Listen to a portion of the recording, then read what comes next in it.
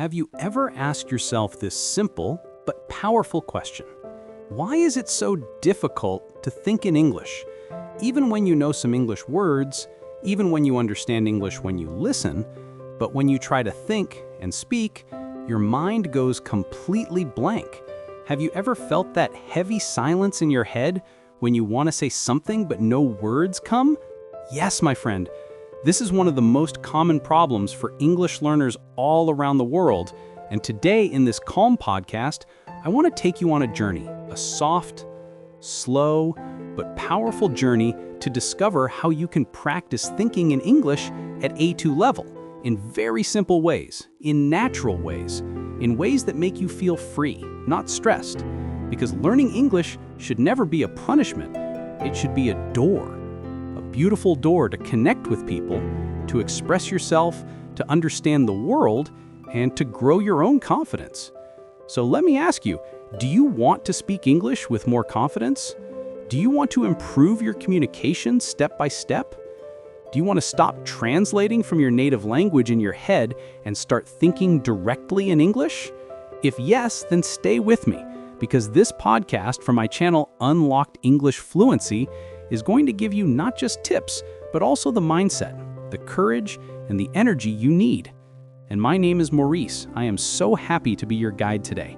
Now let's begin slowly. First, I want you to imagine a simple scene.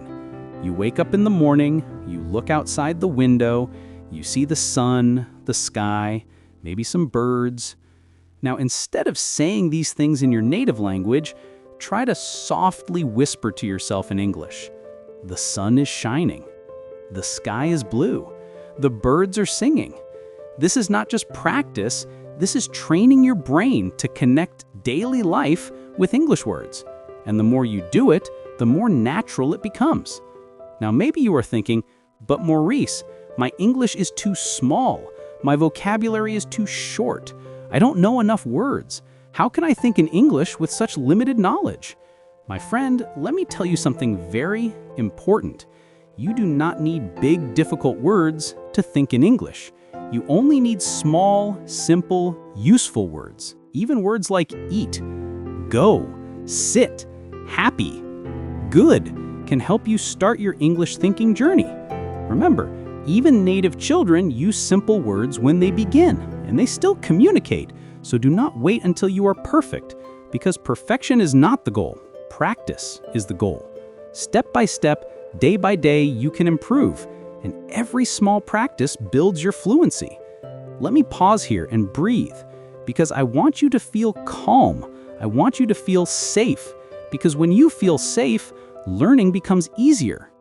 Now, how do you actually train your brain to think in English? Let me give you some emotional but simple methods. Number 1, talk to yourself. I know it may sound funny, but talking to yourself is one of the best free teachers in the world.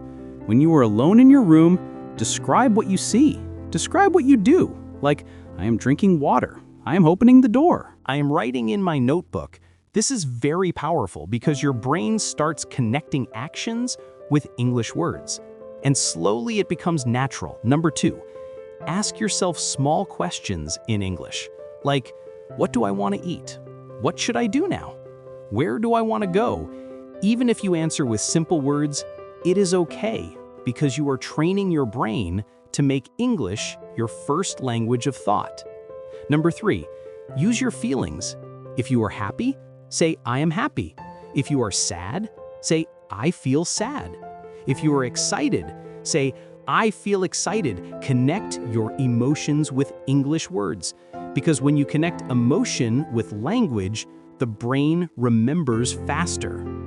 Number 4, use daily objects.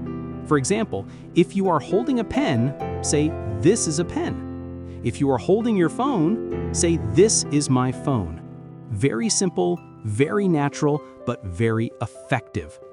Number 5, listen to simple English podcasts like this one, where the narrator speaks slowly and clearly, and then try to repeat the sentences in your mind, not in your language, but in English, so that you can copy not just the words, but also the rhythm, the music of English. Because English is not only about vocabulary, it is also about rhythm and emotion.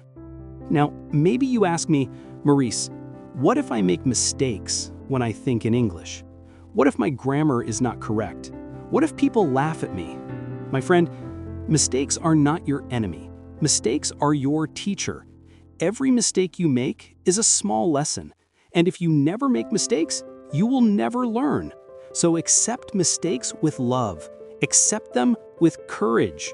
Because every time you fall, you stand stronger. And remember this, no one in the world speaks perfectly. Even native speakers make mistakes. So why should you feel bad? You are learning, you are growing, and that is more important. Let me share one more powerful tip. When you try to think in English, use short sentences, not long, complicated ones. For example, instead of saying, yesterday I wanted to go to the market, but I was very tired and then I decided to stay home, you can simply say, yesterday I was tired, I stayed home. That is enough. Simple sentences are your friend because they give you confidence. And when your confidence grows, your sentences can grow too. Now let us pause for a moment. Take a breath and imagine yourself after 6 months of doing this daily. You wake up and your first thought is in English. You walk and you describe in English. You feel happy and you express in English. Can you imagine that beautiful future? Can you imagine how confident and free you will feel?